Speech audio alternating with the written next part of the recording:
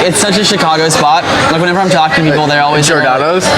Well, they think Giordano's is like the place that like tourists go. I feel like, and they're like, oh, this is right. authentic. This is authentic Chicago. Yeah. But I don't know. I chose this place because I went here a lot when I first moved here, and I would just come here and like sit alone and play my Nintendo Switch, and I don't know, because I wanted to get out of the house and do something. This particular? Yeah, this literally because I wanted to go downtown specifically. I love being downtown. It's my favorite. It's my favorite like city I've been to. Okay. Yeah. Do you claim Chicago is like your home city? No. No, I mean I'm from Indiana. Okay. I think whereabouts in Indiana? Bloomington. Okay. Like IU and shit. Yeah. I know I don't came. I mean I'm still like a tourist. I've been here for like a year, and I still feel like I'm like, oh look, it's like the Bean or something. Right. I don't. I think a lot of people come to Chicago from other places, and they're like, "Oh, I'm a Chicago artist. Like, I'm in Chicago. Like, when like I don't know. I definitely. I mean, I say I'm based in Chicago and I work in Chicago, but I'm not like a Chicago like. There is a difference between like Chicago born and raised artists versus people who move to Chicago. So yeah. What is it like when you meet those people who are not from Chicago but start claiming Chicago? Can you tell? Oh yeah. I mean, I think it's like I get it because you want to feel like you're a part of like this city that you're in. I mean, if I moved to New York, it would probably be the same, or LA or whatever. But I don't know. I think over time, like you kind of grow into it. I think people who are right now like saying, "Oh, I'm in Chicago," will eventually kind of realize that like, no, like you're, I don't know. Well, I think it's just funny. Do you feel like you're a part of what's going on in Chicago? Yeah, I mean, like I'm involved in stuff. Like, right. So I guess how do you feel that feeling, despite knowing deep down that you're not from here?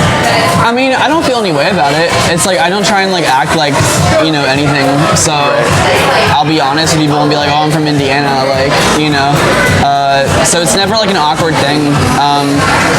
I think it's just like an understanding like that I don't have the same like background or anything as someone who has been working in Chicago for so long, was raised in Chicago and stuff like that. But I guess there's like a Midwest unifying. That's the thing. Yeah, like I was trying to move I got this couch yesterday, and I was trying to move into my car, and it was like stupid because it was never going to fit in my car. But there was a lady who backed up like the entire McDonald's line. She was honking the horn at me, and she was like, "I've got a friend who's giving away a free couch. It's a lot nicer than that if you like it. Here's my number." Like, and I was like, this is something that would go down in like Indiana. I feel like where I'm from, like people just like it can be like very neighborly down there. Have you been to other parts of the U.S.? Oh yeah. Where else? I've been to like Florida, LA. I'm from Massachusetts, like born in Massachusetts. So I've been all around the Northeast and. So are you in Chicago by choice? Yeah. Okay. It was either here or LA, and LA was too expensive. It was too like oversaturated and commercial. Because when I moved here, I was doing a shoot. Well, I wasn't going to move here, and then I came up here to do a photo shoot with James Burrows. He's a local photographer. Okay. What's his name? James Burrows. James Burrows. I don't remember. That's the worst. I hate fucking up names. But and then I was like, damn, like this place is so cool. Like I was just like, I have to move here. Like I can't move to like LA. Like because I wasn't even gonna move to LA. I was gonna move an hour outside of LA, which is actually like 2 hours outside of LA if you account for traffic. Yeah. There's so many issues with LA that I was just like, you know what? Like this is a good like landing pad for now. It's close to home. There's a lot going on here, and if I want to move to LA for business at some point, I can do that. Or if I want to move to New York or something like that. But I'm a year in. I'm still like in Chicago, like because like by choice. Yeah. I don't have really any desire to go anywhere else in the country at the moment. You said there's a lot of interesting stuff happening here. What parts of I guess what's happening culturally are particularly interesting to you?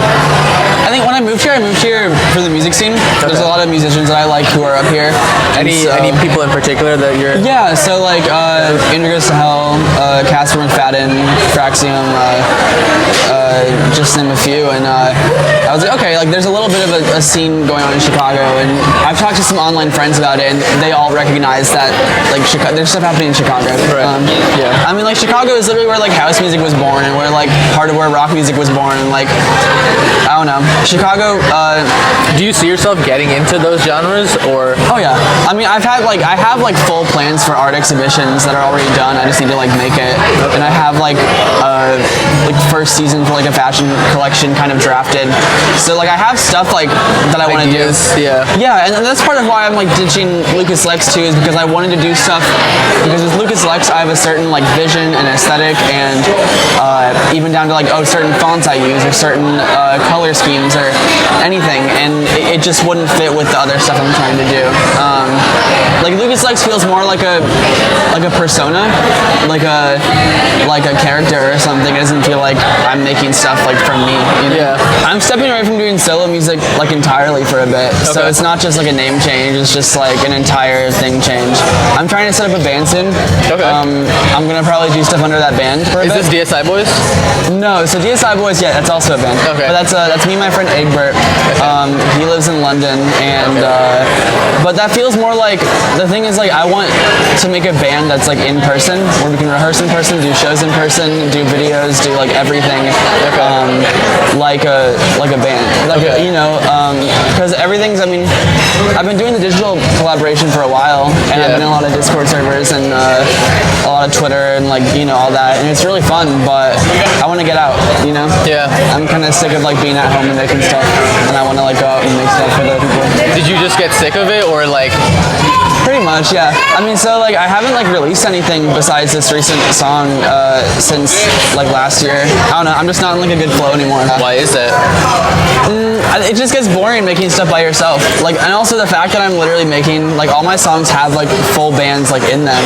Yeah. But like it's just all me like sitting on my computer doing the parts, and it just gets kind of old after a while. So I want to actually try and like collaborate like in person in a studio. Yeah. Have you collaborated before with people in person?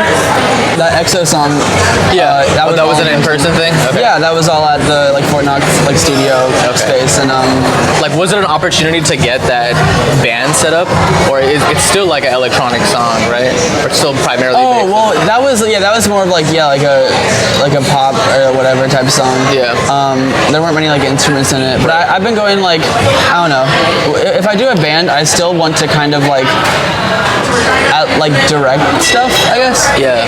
But that's one thing I was wondering is like, are you afraid that you would relinquish that level of creative control by not doing it all yourself? I mean, so like hypothetically, I would give like people creative control and stuff. Yeah. Like, I mean, I want people to like be able to express stuff, and like if you have an idea for like a drum fill, then like that's cool. By all means. Yeah, exactly. And I'm never gonna be like no, like because I've worked with a band before. I had a show with a 3-piece band, me, a friend named Hart Gaze, and then another friend named Grace Bloom, and they did guitar and drums, and I did bass, and it went really well.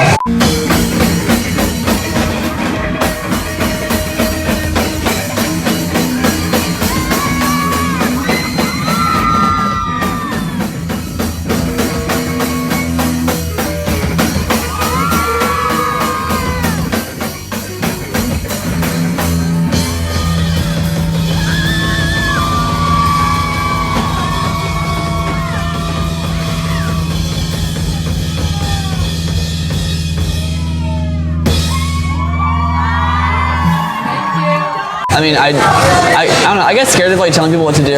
I don't like the idea of like, like just trying to like control like what people do like with music. But it all felt very natural, and then I was like, man, like I should get like a band together and stop, Right. Did you feel like you were getting stuck in your own like, I guess, stuck in your own ways?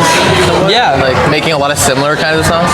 Yeah, like I have a way to go about making Lucas Lex songs, and I could like crank out like 10 Lucas Lex songs in a day if I just like was locked in a room with a computer or something. But like, it's not. I don't know. It's not like fun. I don't know. Like fulfilling anymore. It's getting old, and yeah, I mean, I can hypothetically change my sound around, or but I don't think I'm gonna have as much fun just staying solo, compared to if I worked with friends and stuff. Yeah. And that's why I like DSI Boys, is because it is like a 50-50 split between me and Egbert in terms of songwriting, production, etc. Right. And with your solo stuff, did you think you'd arrive at this position that you're at now? No, I thought I was just gonna keep doing solo stuff, like until I died. Like I just like thought like, oh, like if I blow up, I'll be solo. If I don't blow up, I'll be solo. Like, I mean, I thought maybe I'll do some like side projects, but like I never thought. But now I'm like 100% committed to this, like idea. Is any of your past stuff like a little scared that the way that you envision things didn't that you just moved through changes in life? Like, I mean, the way my past, like when I started putting music on SoundCloud and stuff like that, I mean, I was just trying to get to like 80,000 plays on SoundCloud, and that's what I thought was like the coolest shit ever. You had like a number goal. Yeah, I saw someone who had 80,000 plays on a song, and I was like, holy shit, like that would like make me so happy. And now like most of my songs have over like 80,000 plays, and now I'm like, okay, like it doesn't really make a difference to you. Yeah, I mean, of course everyone has a dream to like get big or whatever. Right. But I don't know, like as long as I have like a sizable audience and I can like pay bills, like I don't know, that's fine. Like does any part of you worry that like whatever you transition to, it won't have the same kind of reception as the Lucas Lex stuff? It might not, but I'll be happier doing it. Like I would rather be happy with what I'm doing and play to like a crowd of like 5 people than like hate my songs that I sing and play to like Lollapalooza or something. But I'm pretty confident in it. I think there's not a lot of bands nowadays, and like there's a lot of artists that have like backing bands on stage, and fans really like that because it's like it gives it such a cool sound. Right. But I don't see a lot of like there's bands, but like when you look at the 2000s, I mean, bands were like everything. Yeah. Like there were solo artists, but a lot of the cool shit that was going on was bands. Or you look at the 90s, or you look at but then when you get to the 2000s, like it's a lot of solo artists, or because you can just produce in your bedroom now. Right. And so there's a lot of solo acts, and I think people will be interested in seeing a band. Oh yeah, get that Alfredo. I'm you need the fork? Yeah. I never get the pizza here. You never get the pizza? Because I've heard, I had Illuminati's recently. Okay. And that was really good. But I don't know. I just like Italian food in general. I'm not like I like pizza, but like I make this is like my like comfort food kind of. I was gonna say, people always say like, oh, the comfort food or something. Yeah. Okay. When I first like moved here, I was never like cooking for myself. And I would just like do like microwave fucking like fettuccine Alfredo and stuff. Yeah. But now I cook for myself. So.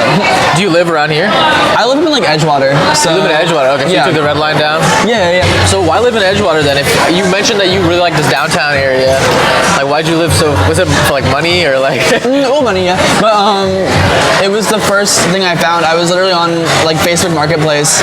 This guy was like, I'm gonna sublease my thing, but then turns out he just moved out like fully. So I was like, okay, like yeah.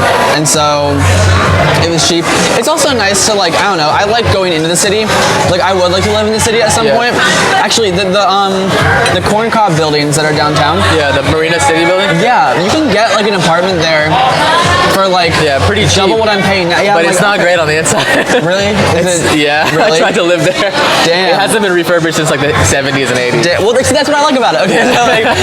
So you like that older bit of aesthetic? Do you feel like that or at least since you moved to the city, do you think that's affected the tone of what you make? I mean, I'm from like a small town, or like not, I mean, small like city, Yeah. Indiana, and like but nothing's going on there. Like the only bands that were there were like Midwest, like hardcore, either hardcore emo or like punk or metal and stuff. And I thought about making a band with my friend, like just to play shows, but everyone is so interconnected here that it makes it. That's part of why I want to make a band, is because I want to be. That's how bands are made, is like you're in a big area and there's people who want to do the same thing as you. And in Indiana, like nothing was going on like that, you know? If anything's changed, it's just that my music taste has changed a bit, so like that's, definitely influenced things a bit, but... How was it changed?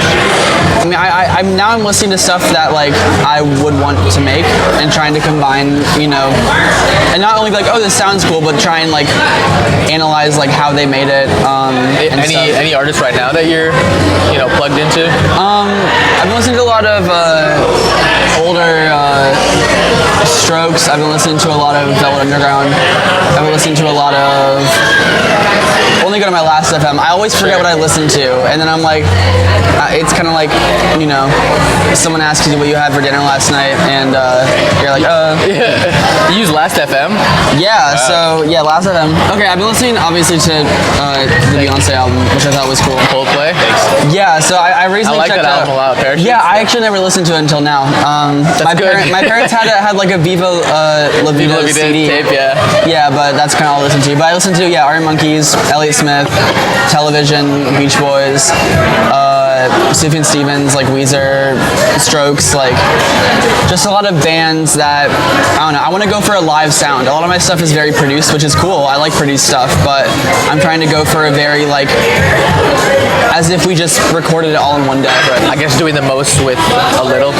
Exactly. Like extracting as much as you can out of it. Mm-hmm. Do you imagine the band will have like a similar like genre style as Lucas Lex? Maybe rock. I mean, rock, but it'll just be a lot like raw, and a lot of my vocals have a lot of effects on them, but that's all going to be gone, and it's all. I'm just going to make everything that I have with my disposal, and like I'm only going to use the computer really just to like mix. Yeah. But have you ever found yourself getting really lost in the computer, like in the effects and stuff like that? Like, I mean, I have so many friends that are producers, and they make the coolest shit ever. When they have like 100 tracks on their like FL Studio file, and it's so cool. But I think I don't know. I grew up on rock, and I grew up writing rock music on my guitar, and I grew up and so I felt like I've been trying to make so much electronic stuff, and some of it's cool, but like I realized that this isn't like my friends who are good at that. Like they've been on the computer making this type of stuff since they were like 10, So this is like in their blood, as people like say. But like I don't know. I feel like rock music is what I grew up, with it's what's like so easy for me to make. It's so natural. Whereas electronic stuff, I have to like go to YouTube tutorials, and it doesn't come natural. Right. There's tutorials for literally everything, right? And so technically, you could learn how to do any kind of style of music that you want. Oh yeah, totally. And I guess, do you ever get paralyzed by the options and the possibilities for like, oh, I could do this, I could turn this into this kind of song or this kind of song? Sometimes I'll hear stuff, and I go like, oh, I want to make this, and there's so many different things I want to make, but I don't feel like bound by that. It's just like, hey, if I want to make it, I'll make it. Like, I don't know, I feel like confident enough in my production to where, if I wanted to make a rap song, I could, or I mean, if I wanted to make a rock song, I could. If I want to make country, if I want to make anything. So I know what I want to do, like focus-wise. Like Lucas Lex has a certain sound to it that it has to all be consistent, and it has to all be, certain presets, certain everything. And so, no, I mean, I don't think there's any like, I'm not overwhelmed by choice. I know what I want to make, and like, It seems like a lot of artists these days are, making a song in this genre and then just dropping songs that are disparate. I think I'm just really set in what I like making, so I don't really get like, and I've been making songs like and posting them online since I was like 12 or 13. So like I've had enough time to figure. I've had enough identity crisis in music, you know, to now I'm like, okay, I know what I want to make now. You know. Yeah. It's just finding what like is what I don't know, just what you're comfortable with, because that's all music should be. You shouldn't be making music. Music, like hypothetically, music shouldn't be a grind. It shouldn't be a grind. Like you can just make music and play shows, and that, you know, that's how it should be. But with the music industry now, it's like there's like, you know, it's a whole thing, you know. Yeah. Has that grind culture ever gotten to you? Yeah, I mean, I was grinding like all of 2020. Or ever become like overwhelming, you know, like... Yeah, because you have to keep posting to keep doing stuff. Yeah. Like unless you're Frank Ocean, you can't take a break. Like you have to keep grinding. Like the only way you're successful in music is if you keep posting and you keep making videos, or if you do TikToks, or if you keep releasing songs every single week. And like I was doing that and I was gaining traction, but then like it's just like it's unhealthy. I don't know. Like I wish I could just release stuff, you know? Were there any points or moments you found yourself like kind of having to settle or up against in a hard place where like I wish this was better, or I wish something could be done better, but like I know I have to keep posting, so I'm just gonna put this out? I mean, I wasn't gonna go back on TikTok for my to try and promote my recent song, but I did because I was like, might as well, you know. I don't know, there's stuff that I just wouldn't do. Like, I don't know, I wouldn't do social media if I didn't have to do it. I used to be a TikToker, so like, that's all it was like making like 5 million TikToks a day, posting 3 a day, and that was like the grind. Like, I mean, and I knew that if I kept posting, then I would get attention, and then I got attention, and it worked, you know? Yeah. But with music, I mean, I was just posting stuff anyways all the time, so I think it was just a natural like slide in. But now where I'm at, like, I'm like, no, like, I can't keep posting something like that, you know, all the time. I mean, my grades were like shit because I spent my whole nights making TikToks and making music, and that was it, you know. So it kind of was like a part-time job. Was there some friction with your schoolwork? Like, did it get to a point where you had to like ease up on the amount of time you were spending on working on music and TikTok in order to focus? No, I never cared about my schoolwork. Okay. Like, I just cared about passing. I don't know. And like my mom just kind of realized at some point, she was like, well, like, you know. Right. If you can have a plan and be good enough at sustaining a lifestyle for yourself, then... Yeah, I mean, like, she was gonna have me go to college, but then once I was like, hey, I'm making a living off of music, like, can I just go continue this? And she was like, yeah, sure. Because then she kind of realized that, like, hey, like, you know, because college, I mean, I would have just gone into like audio engineering or something and done that, which I don't want to do, you know? Yeah. What do you think it is about the music you've made, or the TikToks you've made, or your artistry that attracts people? I don't know. Like, I mean, it's not too outside of what's like popular, so that might be it. I mean.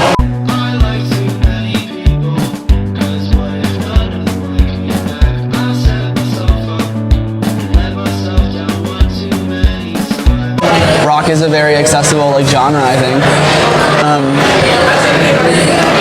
Or pop or whatever. I don't know. Like, you know, I have like no idea. I might get this to go too, actually.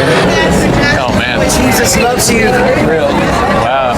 Oh, not real. This is what we really signed up for. That's what I'm talking about. You know, like Chicago. Yeah, that's it.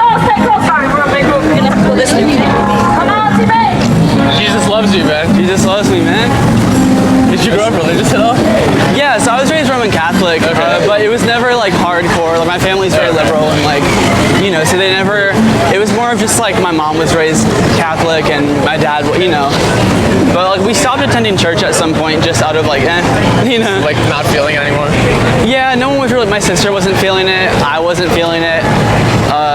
My dad kind of was. My mom was like the only one who like every Christmas she'd be like, before we open our presents, let's read the Bible real quick. And I'm like, okay, like whatever. You know, repent or go to fire.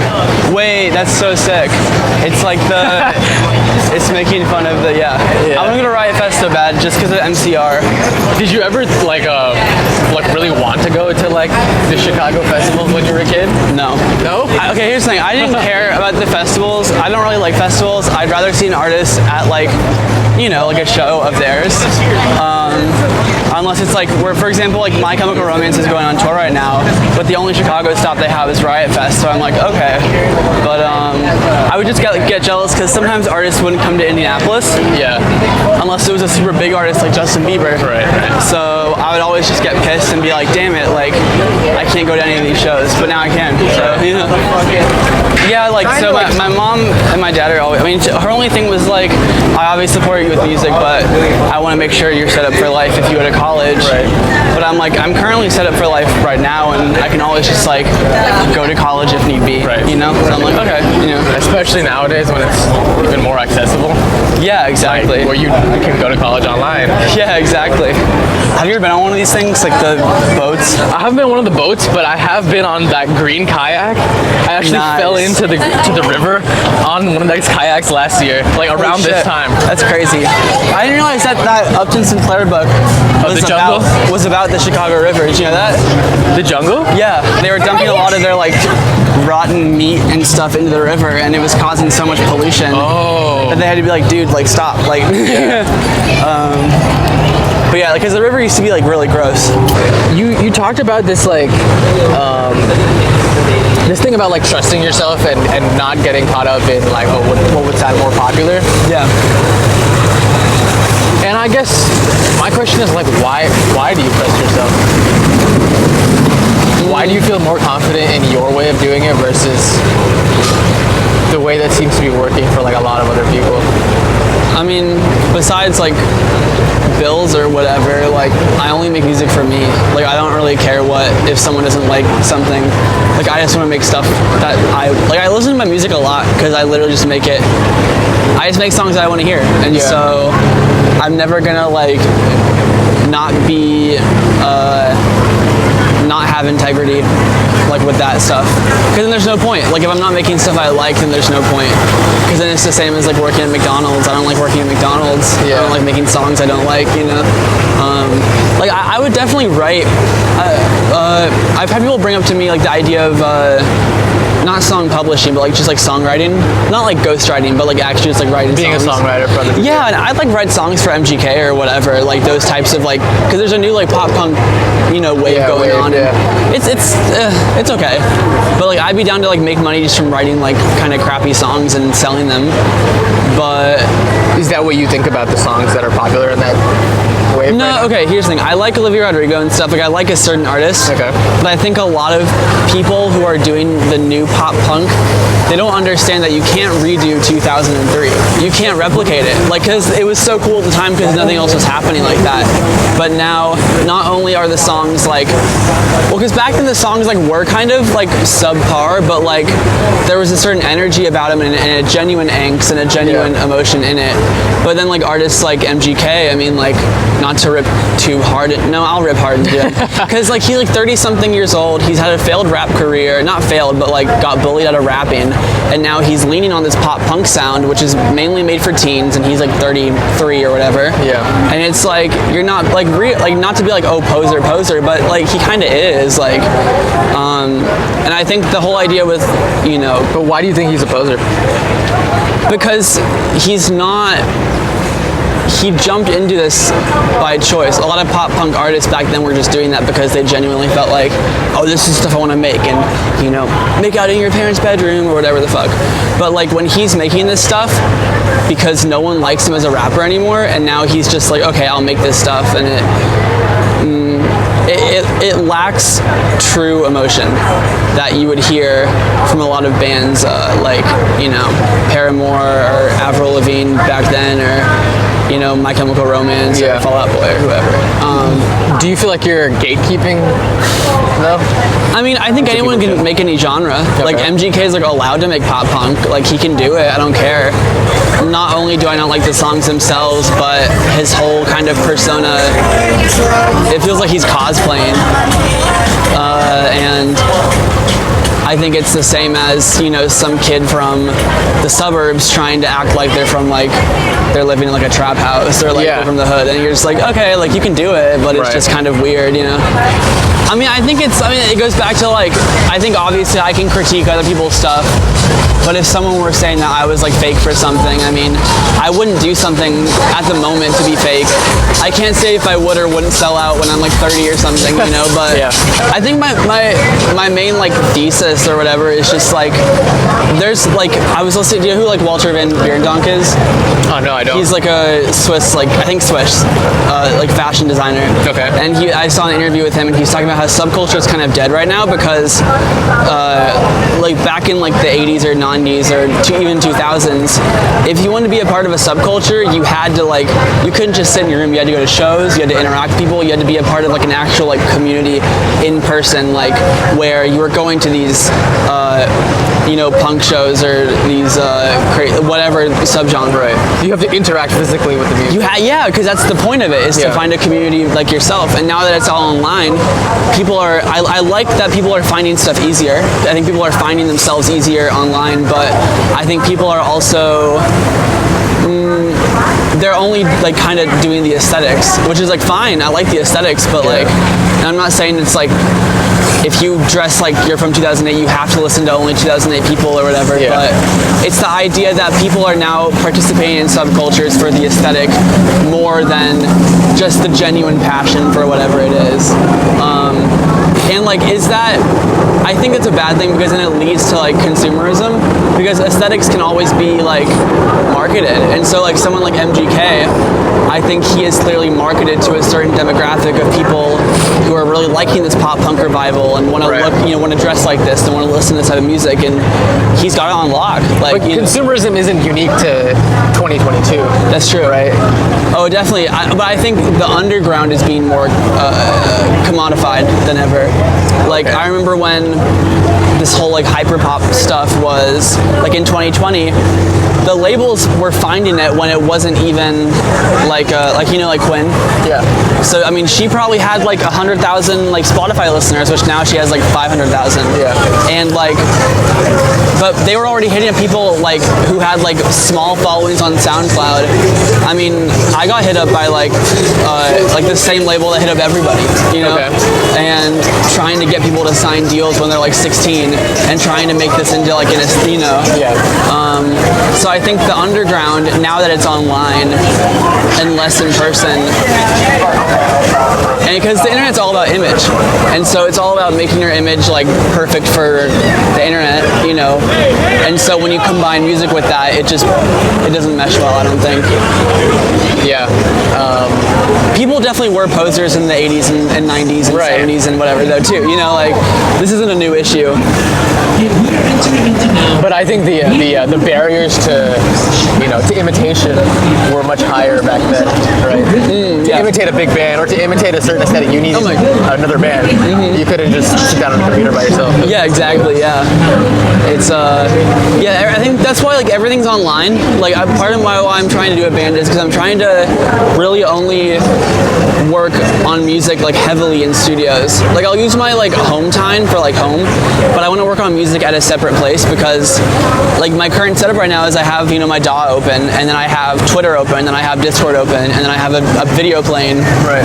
And it feels like, you know, I'm not paying attention to it as much as I could because I'm just waking up and sitting at my desk. Yeah. But if I go to a studio, I'm there to make music, and that's all I'm gonna do. Maybe sit on my phone a bit, but like when you're when you actually like get up and go to a place to work, like I think you can have more focus there and like and not, you know, I like that idea more. Have you been in a bunch of studios before? Not a bunch, but in the same studio where I worked on EXO, like Jew, he like he completely redid the studio. And so before, like it had some designs in there and that he didn't like, and I wasn't like the biggest fan of. But now, on his own like just idea, he painted all the walls like white. He has very like minimalistic furniture in there, and it feels very like when you're in there, like you're in like a place to like work on music. You know, it feels more. Not that discipline is necessary, but I think it's better than like sitting on your computer working on it on the side instead of just like, you know. Yeah. Is your current music space, is it organized in a certain way to Like make you more at creative? my like apartment? Yeah. No. No? I'm a very disorganized person, that's the thing Okay. too. So like my place is always a mess, like my computer's always a mess, my desk is a mess, like I like hanging out at my place, but like if I'm trying to really genuinely work on something, like it can just it feels like I'm like playing a video game or something, you know. It Yeah. feels like it's just like, oh, I guess I'll work on music, you know. But like back then, like if like I want to, whenever, because I have a lot of songs recorded, like they could be just mixed and mastered and sent to like Spotify, but I want to go in a studio, record them all as like one take performances, or maybe splice things up, but like just focus on like making music. Yeah. That's it. I just want to make and record music and play music, and you know. Right. Yeah, I think the place is like behind these stairs. So. Yeah. What you know, so I guess as you transition through this era, Yeah. from being, you know, in your room, in your apartment, experiencing music kind of like a fluid part of your life versus trying to get into these studio environments, are there like particular experiences that you've had, or like home productions you feel really proud of that you know, looking back on your Lucas Lex Oh catalog? yeah, like the album Spider was just like at my mom's house, in my bedroom, and that was fun. Like I mean that, and I feel like that album like reeks of like DIY like energy or whatever you want to say. Yeah.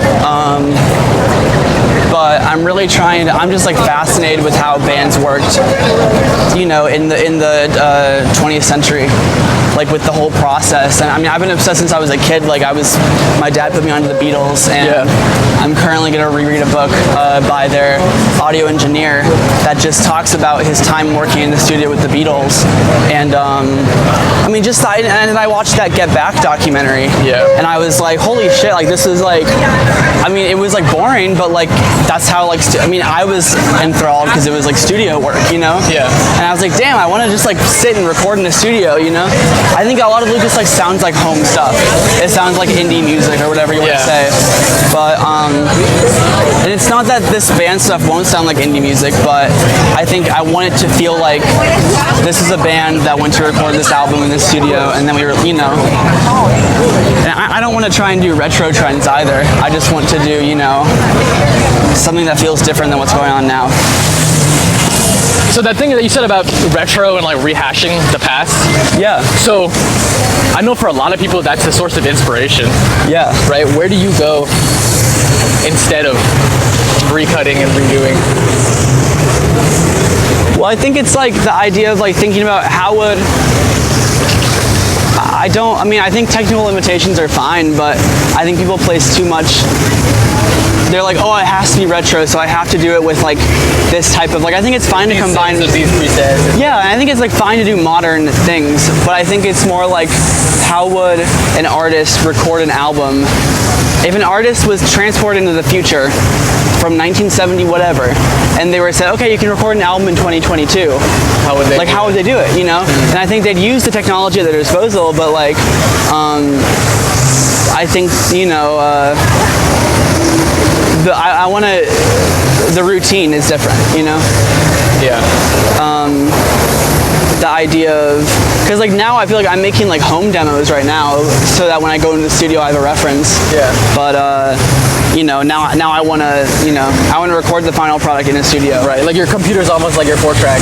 Yeah, exactly. I mean, if I could, I would just record on a 4-track. Right. But I do want to have some sort of editing, you know, stuff in post. The comfort and ease. Probably. Exactly. Yeah. If you had to, like, you know, looking back on Lucas Lex, if there's something you could have done differently, what would you have done? I wouldn't have done TikTok. Would not have done TikTok? No, because then everyone, because I just deleted my TikTok on a whim one day, but then like everyone still saw me as like, oh, you were a TikToker, like, and then you also do music, you know, so I wish I had just stayed on music. I mean, I'm glad, of course, I'm like eternally thankful for the attention I got from TikTok. Like it, it helped, but it's just I would rather be known as like a musician than like a social media person. You don't have to, So I think it was just a combination of just not feeling like this is what I was meant to do, and also just unwanted. It wasn't like unwanted attention, but it was just like the energy behind the intention. Yeah. Of people like, in like the lunchroom, just like staring at you and giggling or something. Like I don't know. It's just weird. I'm really bad with like I'm good with this social situation because it feels like a conversation, but I'm bad with just like people putting you on a pedestal or like or like people like just being like, hey, want to be friends, and I'm like, I don't know you, like no, like right, yeah. With peace and love, like vested interest kind of. Yeah, exactly.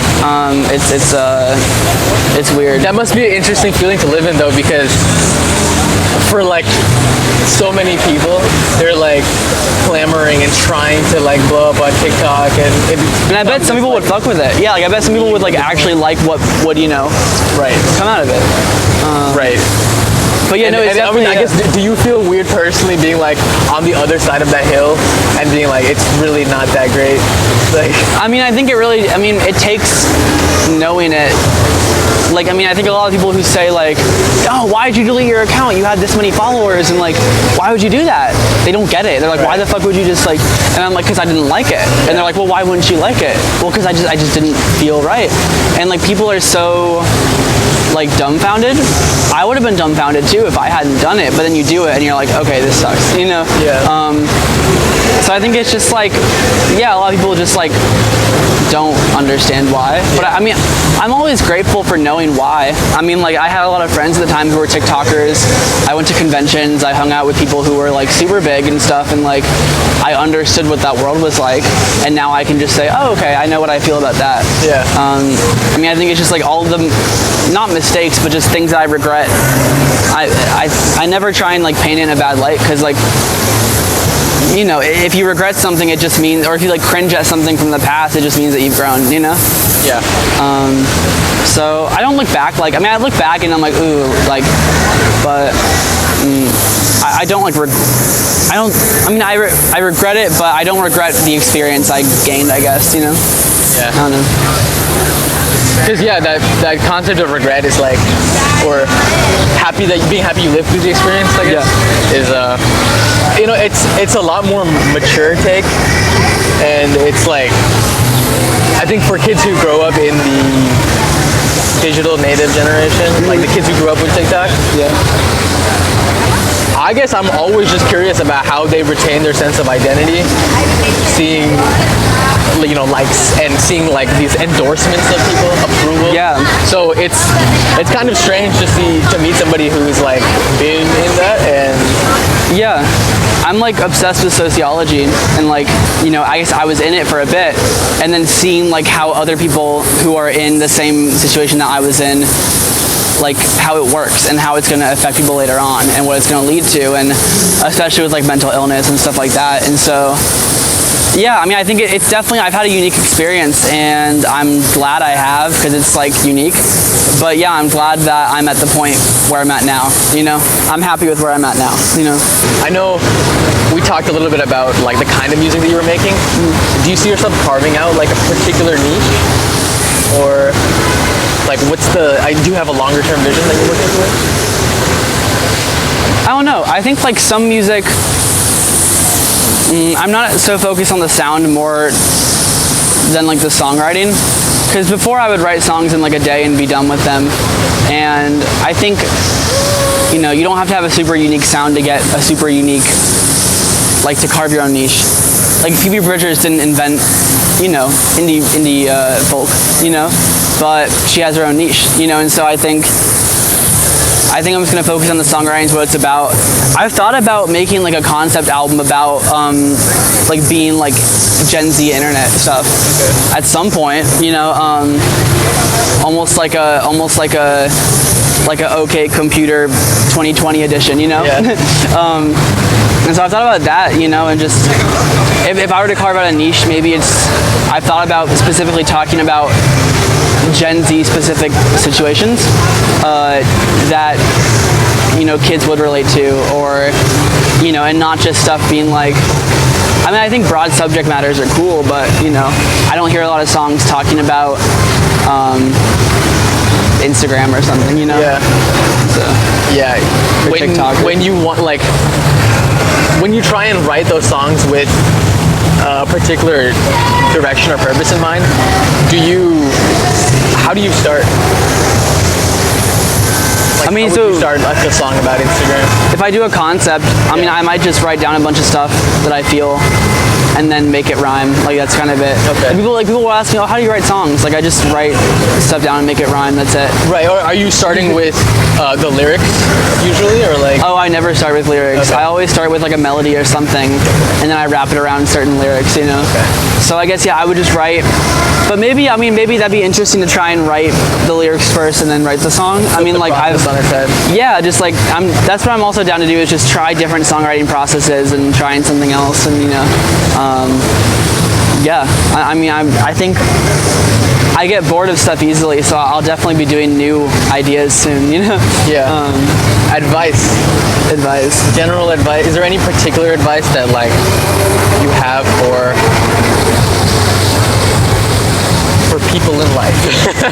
For people in like advice, or for anybody. It can be other people making music. It can be life advice.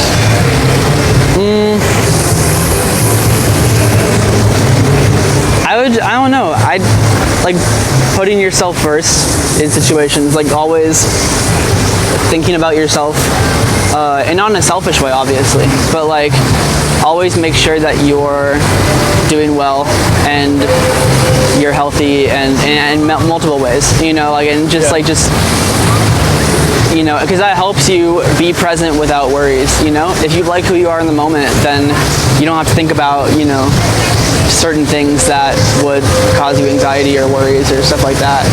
And so, I mean, that's what I always try and do. I always try and better myself, because like I have a lot of social anxiety, and so it just helps to feel good about myself before I, you know, go out into the world or whatever. And just always put yourself first. Cool. Yeah, sick. This was awesome. Thank you, man. Hell yeah. Appreciate it. Hell yeah. Sick. We did it, Joe.